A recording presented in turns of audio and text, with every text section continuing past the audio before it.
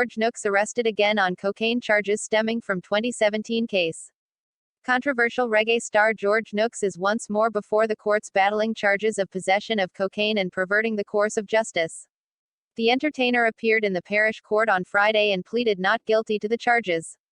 Nooks had been charged on Thursday by the narcotics police following a ruling by the Director of Public Prosecutions (DPP). He was offered bail in the sum of $300,000 and is to return to court on January 13, 2021. He is being represented by Christopher Townsend. He is on bail now and at home with his family, Townsend told Loop News on Monday. The charges stem from a May 2017 incident in which Nooks was at a plaza in the corporate area where he was allegedly found in possession of 2 ounces of cocaine. Nooks was found not guilty in that case of breaches of the Dangerous Drugs Act in the Kingston and St. Andrew Parish Court in May 2019. But now he has been rearrested on the charge and slapped with an additional charge of perverting the course of justice. Townsend rubbished the claims by the Office of the Director of Public Prosecutions and the police that they had been trying to get in touch with Nooks for several weeks without success.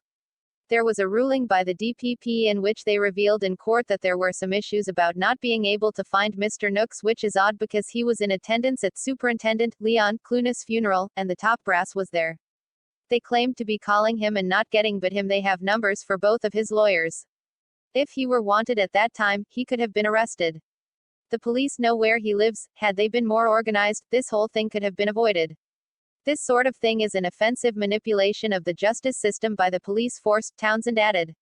Superintendent Leon Clunas died on June 30, several weeks after he and several other cops came under heavy gunfire during a special June 12 operation to apprehend an armed criminal. Townsend believes that this case is symptomatic of a larger problem in the judicial system.